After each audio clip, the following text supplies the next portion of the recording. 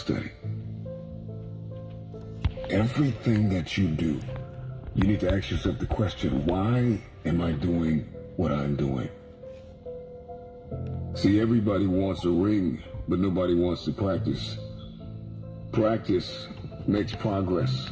Practice brings us closer to the ring. Every time you get in that gym, every time you step on that field, every single moment that you study your craft and you become a master, you move from the mundane, from the average, to mastery. Mastery is an obsession. Those who are obsessed with the process of becoming are the ones who become.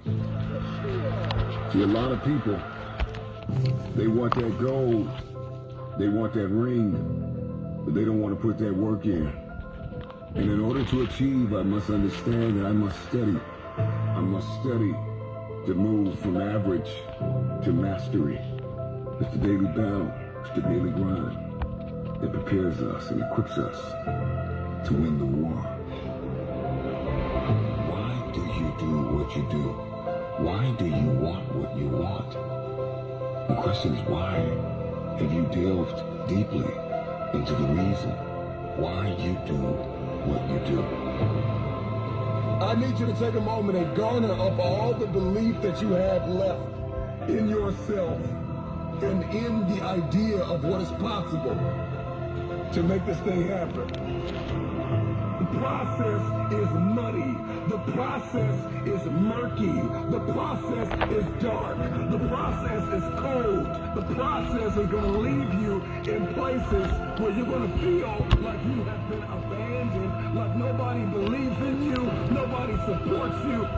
What is your why? Because if your why is powerful enough, then you can persevere through the process.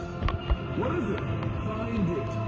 When you don't see a light at the end of your tunnel, you got to remember the light that is burning inside of you, that nobody is able to put out. There is not a person on this planet that can stop you. It is a possibility that you are only doing what you are doing because somebody told you to do it. You are only studying what you are studying. You are only becoming what you are becoming because somebody told you to become it. Why are you doing what you are doing? And that why is going to come from a pure place, a pure, authentic, unadulterated place. Resentment and compliance are appropriate, neither for oneself nor others. See, resentment is a complex and multi-layered emotion that has been described as a mixture of disappointment, disgust, anger, fear, bitterness. When life hurts you, when people betray you, your greatest response, love, forgiveness. You must never be bitter. Your responsibility is to get better. See, every trial loves a good triumph. And so you've got to work your bounce back muscle. You have no regrets because you make the right decisions. You are a calculated conversationalist. And compliant is to agree excessively, to be a yes man or a yes woman. See, life isn't just about learning, but it's about unlearning. To be compliant would be to be programmed, to be hypnotized by the affairs of this life, to be suggestible, that anytime anyone says anything, you believe it and you receive it. The question must be, what is your reality? Both in fighting and in everyday life, you should be determined. Go calm. Meet the situation without tenseness, yet not recklessly. And this is an invitation into a lifestyle of balance. You gotta know when to talk. You gotta know when to be quiet. You gotta know when to learn, and you've got to know when to unlearn. You need to know when to be angry, but not bitter. We must be anxious for nothing, but to be deliberately calculated. Step into the mastery of keeping a cool head in a hot situation. You may want to go off right now. You may want to lose your mind. But it is imperative and extremely critical that you keep a cool head and be anxious for nothing. You must master the art of calm. To be calm is to be absent from violence, to show no feeling of nervousness, no anger, no strong emotion. To be calm is to be confident. To be calm is to be certain. You may be in the worst fight, battle, and war you've ever seen, but you must be confident that you're coming out on the other side. Calm, cool, and collected. So take a moment, breathe in and breathe out.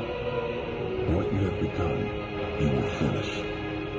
No matter the fight, the test, the battle, the life circumstance, you will meet every situation calm, cool, and collected. You got this.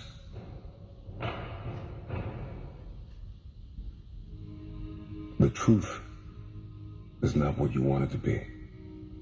It is what it is, and you must bend to its power or live a lie. Everybody wants the future, but nobody wants to accept their current reality. See, truth is not what you want it to be. It is what it is, and you must bend to its power or live a lie. See, so many people keep telling themselves it didn't happen, but it did. And it hurt you, but it built you. It made you into something you would have never become had it not happened. One of the reasons why people can't grow, they cannot evolve, they cannot even enlarge their territory, they cannot shift their thinking, is because they are in denial. Denial of this truth will cause destiny to avoid you. See, one thing I can tell you is that those who are in denial of who they are and where they are, destiny will avoid them. It is an invitation into obscurity, into darkness. That is the lie that we want to live. A lot of us are generationally programmed to live a lie. Your parents lived a lie, and their parents lived a lie. And so you live the lie, and you believe the lie, and you get the results of the lie. See, the lie is like a bitter seed that has been planted in a garden, and you have eaten forbidden fruit. And your bloodline has eaten from the forbidden fruit for decades. And so the truth is the truth. And you must bend to its power or live a lie. Nobody wants to bend. But there is beauty, there is brilliance in bending and yielding and surrendering. And you cannot bend without humility. You've got to break out of self-denial.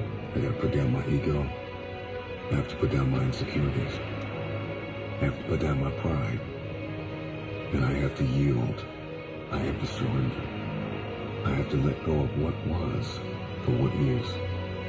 This is the reality. And the moment that I accept reality, all of a sudden, everything changes.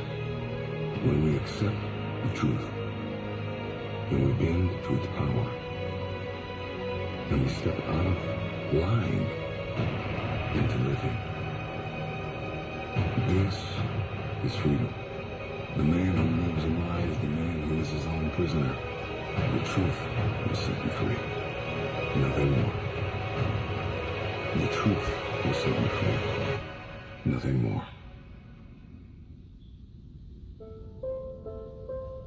Peace and blessings, everyone. Elegance Champagne.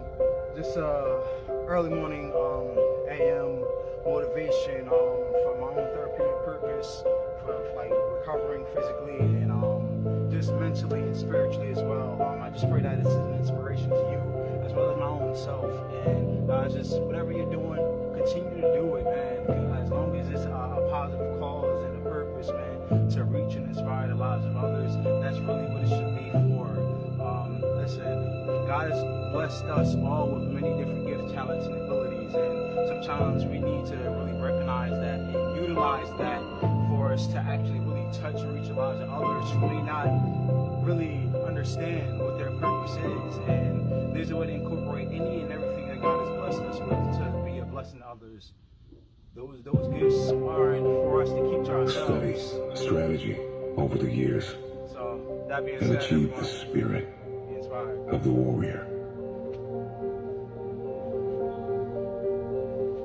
Today is a victory over yourself of yesterday. Tomorrow is your victory over lesser men. There is a student mentality in all of us that must be tapped into. A student is resilient. A student is disciplined. It is only through discipline that you will experience the freedom of a warrior. A student never surrenders. See, the strategy is the plan. The strategy, the game plan, the plan of action, the recipe, the how must be studied before the first step is taken. I am convinced that so many of us lose because of what we were not willing to study. We must grow a discipline to deliberately investigate what we are getting ready to enter into. We must be calculated as we enter into new seasons, into new relationships. This is the road to becoming a warrior. An experienced, skilled, and calculated soldier. A fighter, a game changer. Somebody who refuses to stay down. This is somebody who is set apart from those who operate in the realm of normalcy. This is somebody who is above and beyond. We got a bit of a work ethic to go after it. A student is a disciple, and a disciple is disciplined. Disciplined to achieve the spirit of the warrior. They are perfectly positioned for victory daily. Discipline is an invitation out of normalcy. A man who studies is a man who is allergic to average. So you are a warrior, and you don't even know it. Take a deep breath. Inhale and exhale. Inhale and exhale. After today, everything is about to change. Because change starts with you. To understand this is to know the difference between men and lions. You must understand that there is more than one path to the top of the mountain.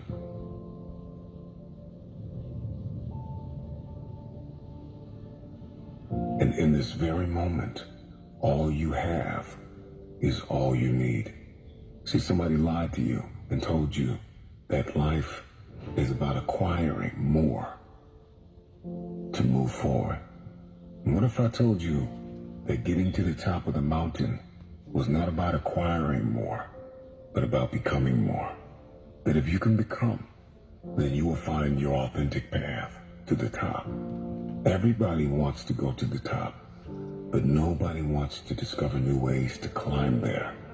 Find your authenticity. Discover your identity. We're all told, if you want to get to the top, follow the leader. But that is a broken mentality. Yes, leaders are necessary, but we must be fully aware when we have been called to lead, to blaze our own trail, to discover a new way. It's daunting, it's exhausting to get to the top. But there is more than one way, and you will discover that way by not acquiring. So it is not the more that you get, the faster you will go. It is the more you become, the quicker you will elevate. And so getting to the top of the mountain has more to do with becoming than acquiring. What is your mountain? What is your trial? Who is the giant standing in front of you? Name it and defeat it. The climb is just as important as the arrival. The top is the end game, but the process is what will make you. Think lightly of yourself and deeply of this world. Life begins at the end of your comfort zone, at the end of your ego and your insecurities. But when you come to the end of yourself and the beginning of the understanding of our world, why we are here and what is our purpose, then all of a sudden everything changes. Think lightly of yourself and deeply of the world. The world is vast. Over 7.5 billion people walk the face of this planet. There is so much here. Creation, the antelope, the trees, the mountains, the stars, people from every nation, in every tongue. We have economy, we have industry, we have technology. We are more advanced than ever before. So take a moment and agree never to self-sabotage yourself. No more self-condemnation. That you cease to see the opportunities in this world. How beautiful our planet is. To think lightly of yourself and deeply of this world is an invitation out of your ego, out of your insecurities, out of what you think you cannot do. It is to look beyond your program. It is to think of your legacy. It is to think of what you will leave behind. It is to think of your contribution and your impact. Even in this moment, in the midst of trial, in the midst of tribulation, ask yourself the question, what can I contribute? You see, conflict is necessary. Trial is needed. It causes us to create, to be proactive, to be inventive. It moves us to become pioneers. What type of mark will you leave in the earth? What will be your legacy? Man has always been haunted by the vastness of eternity. And so we ask ourselves, when we are long gone, will our names remain?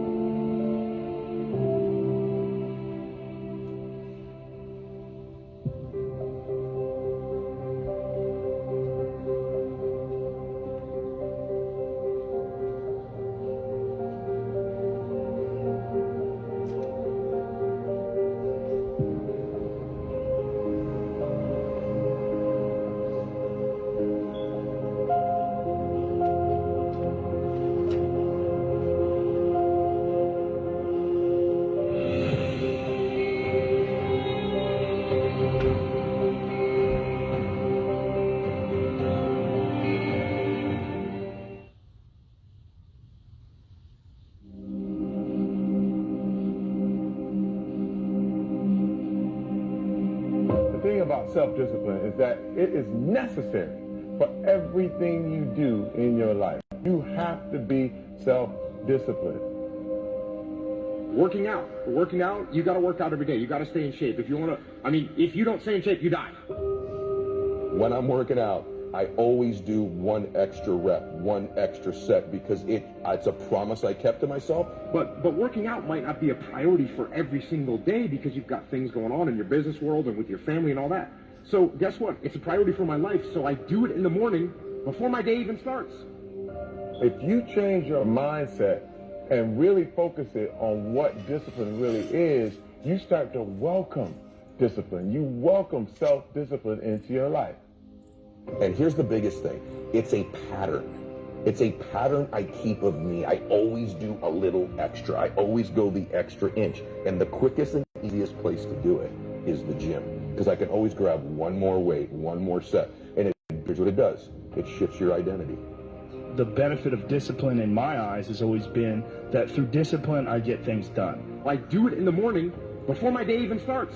So I can still handle the priorities for the day, but I got my workout done. So long term, I look up in a year and I'm not out of shape and breathing hard when I go up in the stairs because I maintain that discipline on a daily basis. Most people go through life never discovering what their talents are. Most people never develop their talents. You need to tell you no more snacks, no more desserts, no more TV, no, we working out now. They have skills and abilities, but if you don't nurture them, if you don't develop them, they will never serve you. Your gifts can take you many places if you develop your gifts. The best gifts come from the bottom. I value myself enough to give 120% or don't do it. And that if you decide that my life deserves my developing this one I do well, Why are you only giving 50%? What's wrong with you?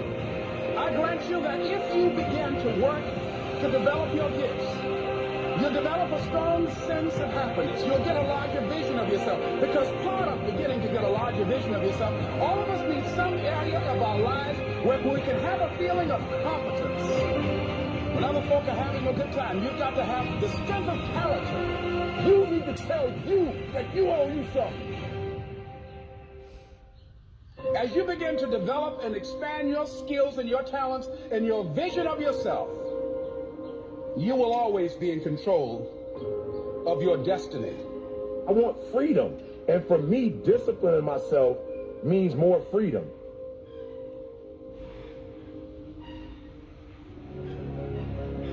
It's so easy to be great nowadays because everybody else is, most people are weak.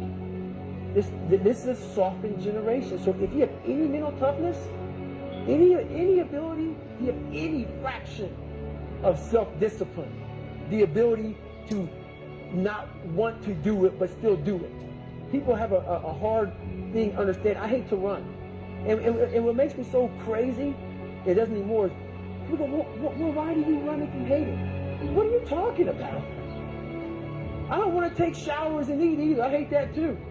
That's life, man. It wasn't until I changed that mentality that I became somebody. I hated going to school, so guess what? I was dumb. But if you can get through to doing things that you hate to do, on the other side is greatness.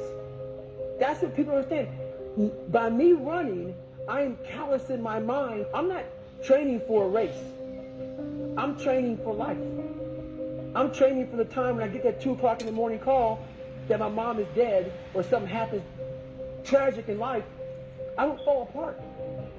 I'm training my mind and my body and my spirit so it's all one, so I can handle what life is going to throw at me. Because the life I've lived, it throws a whole bunch at you. And if you're not physically and mentally prepared for that, you're just going to crumble. And you're good for nobody. 99% of people are not willing to do what it takes to make their dreams come true.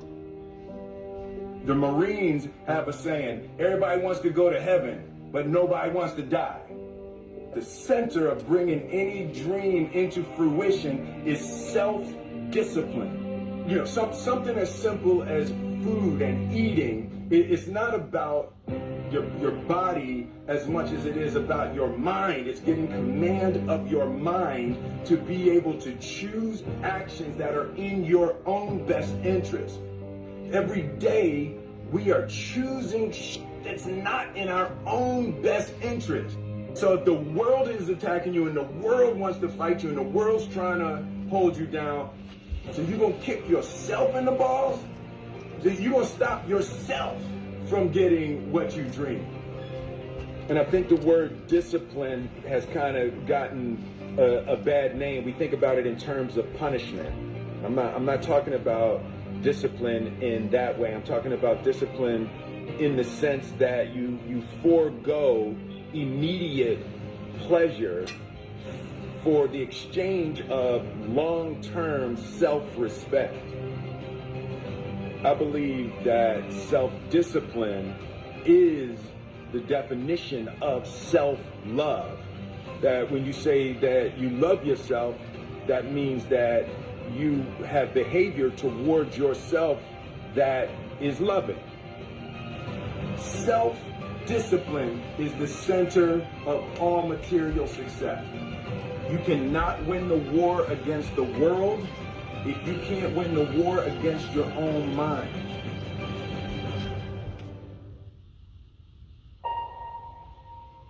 self-love is when you say to yourself, oh, man, look, I know you and that girl got a real connection.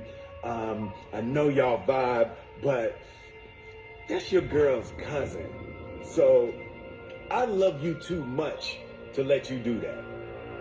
It's like you say to yourself, hey man, look, I know you want to eat that pizza and it'll be really good, you know, but I can't let you eat that, man, because if you eat that pizza, you're going to feel like you know, and I love you too much to let you eat that. Self-love is, hey, look, I know you got a test on Monday, you know, and I know you really want to go out with your friends. It's Saturday night, you want to go out, but if you fail that test, you're not going to feel good about yourself. You know, I love you too much to let you go out tonight. Self-discipline is self-love.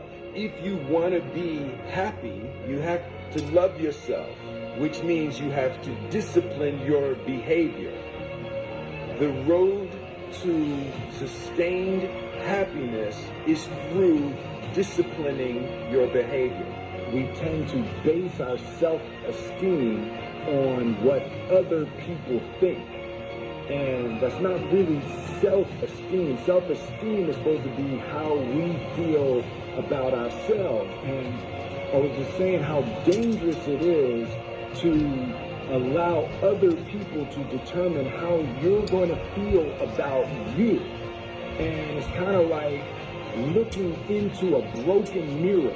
You're going to look in a broken mirror and then change your face to try to look good in this defiled, busted, broken mirror. And it just, other people's opinions is a really way to determine how we feel about ourselves.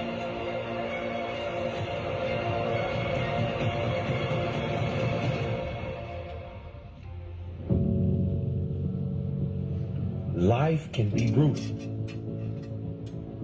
Life can be unforgiving.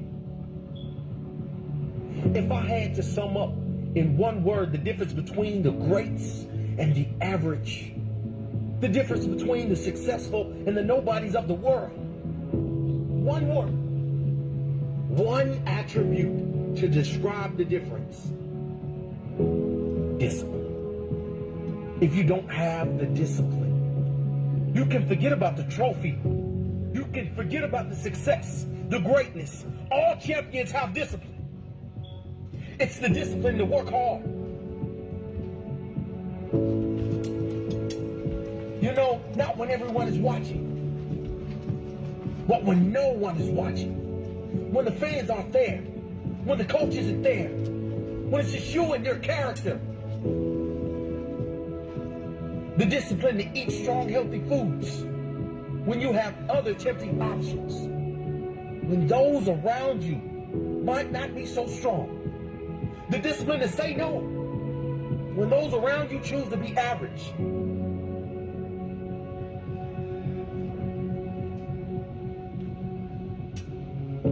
The discipline to keep going when it hurts. Because life doesn't give you what you want. It gives you what you deserve. And if you haven't worked for it, if you haven't sacrificed for it, if you haven't given your all, then you don't deserve it. And you won't get it. Push through the pain. On the other side is growth. When pain comes, that means it's time to show character. Show me your character. Remain disciplined. Stay strong. When it all seems hopeless, keep plugging away. Nothing can stop you if you don't stop for anything. Don't stop for anything.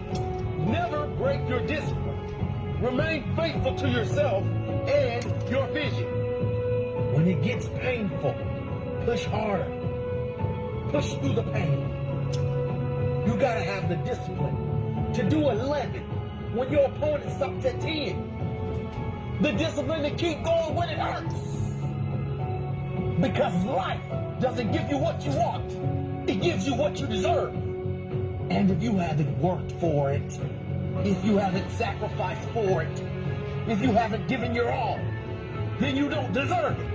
And you won't get it. Show your character. Remain disciplined. Stay strong. Don't say why the pain. Don't say why me. Say try me.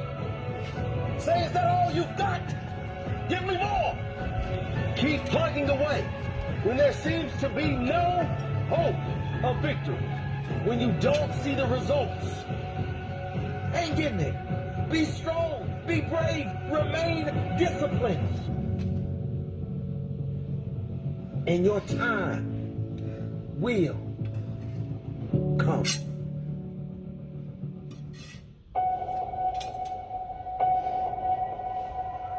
Peace and blessings, everyone. I was Elegance like Champagne. 297 pounds. And For you guys to I be had to make a inspired, change in stay my life. motivated. You know, I was at an And all-time listen, low. whatever you're facing, and whatever you're I wasn't going maybe anywhere, experiencing, and I was exactly what everybody just said I was going to be, which was nothing. appreciate it with gratitude, man. This man is a Embrace self-made beast. Utilize it for Widely whatever considered to be you feel the that it can be toughest an man asset on the to. planet and Just one of the transmute. greatest endurance athletes of all time. I was just an insecure, scared kid. It's just And the lot only of way I could people find myself are was where they're at for a to reason. put myself through the And worst thing possible. most people, they tend to He's the only member of the U.S. Armed Forces Run to complete SEAL from that. Let me training, pause the this for a U.S. Army moment. Ranger School, and the Air Force Tactical Air Control. a lot of people tend to get stuck when it comes to them in a position of observation. And I say this because there's been like a few different things that I've been recognizing lately, just from observing. And a lot of people are tending to distract themselves with their lack of observation skills. When I say that, I mean when we see or recognize certain things, it's not always for us to always engage or for us to necessarily feel that we have to pitch in. A lot of times when we hear that phrase of learning to pick and choose your battles, we feel that that's only battles that comes to us, that confronts us. But sometimes the battle can just be the battle of the urge to feel that we have to make an approach for certain things. And that right there is learning to pick and choose your battles, because that's technically choosing a battle. And when we get caught in that, we end up utilizing the wrong skill sets. It's like going into a battle and you're going into the battle with the wrong type of tools or weaponry, and what it usually would be an advantage for, this time would be utilized as a disadvantage. And in this case, overly analytical or overly observative behaviors, demeanors, and things to that nature can actually be utilized as one's own weapon, basically, where they have self-inflictions on themselves, self-inflicted pain. And when I say self-inflicted pain, that's just stemming from them basically engaging in a battle where that's not even meant for them to engage with, and they're going in with the wrong ammunition, the wrong mindset, the wrong demeanors. And when that takes place, that literally puts a person at a disadvantage for them to develop their own character. Because when they go into battle and they end up having these experiences, feelings, emotions, mindsets, thoughts, whatever, perspectives, those things end up being falsely analyzed, and it gives a false impression of the receiver and also the giver. And when that takes place, it gives a false sense of character for two different or group of individuals, where when that happens, it causes them to have false judgments on one another. And that creates confusion and chaos, which causes separation, and then basically the rest goes downhill. And when I recognize those type of things, I look at it and I'm actually amused by it, because it's when I see that, it's when you present it, it's not perceived in the way that it should, due to the overly observative or overly analytical syndromes that takes place. And I'm not saying I'm exempt from that. However, when you learn those type of things, you learn to control them, and allow it to be more so of a tool set for you, rather than it being used as something that's going to be your downfall. I recognize those things, and I see that it's going based off of an experience, where most people say experience is the best teacher, but I don't believe that's true. I believe evaluated experience is the best teacher. In this case, it's an experience, but it's not evaluated, because there's only one that engaged into a battle in which they were not even meant to be placed at, and there's no referee technically. Referee being symbolic to a mediator, or of one that other than themselves having awareness of it, to be able to observe and analyze outside of the one that's actually engaging in that battle. These are things that are highly important to me, because it can make or break a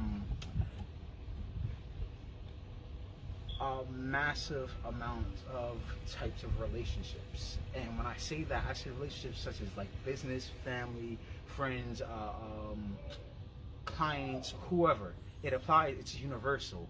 So this is something that I just urge you all to, when you're engaging in certain things, just make sure that you're actually observing more so engaging. When you observe, it allows you to see it from a bird's eye view. You're supposed to be represented as an eagle. So if you're in an eagle and you're soaring above the clouds, you're able to see things down from a bird's eye view, but you actually have keen eye, where you can lock in and pinpoint exactly what you're supposed to be focused on and nothing else, because you'll get distracted. So when an eagle does that, it swoops down no matter what you're trying to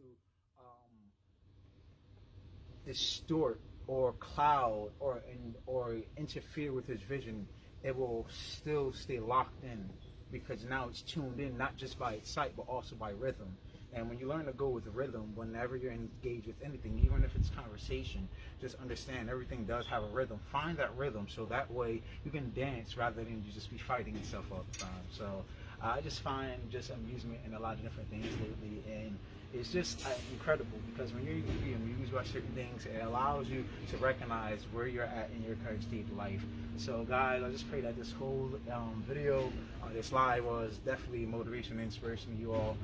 If not, then hey, I can't do anything about it. However, I am confident that you guys will be able to take something. I tell people all the time, take the meat, spit out the bones. And guys, have a blessed one. Once again, Elegance Champagne, and this is a moment with me, with also representing Abstract Thoughts of Transition Mind, and also give a great big shout out to Minds Up with Takia Diamond as well, and also Javon for leveling up, and then also for Tamika for her the pink elephant as well. Definitely gotta give a shout out to them. So guys, with that being said, you guys know what I do. If you don't, just keep following the content. Got a couple more projects coming up for you guys. That being said, blessings. One.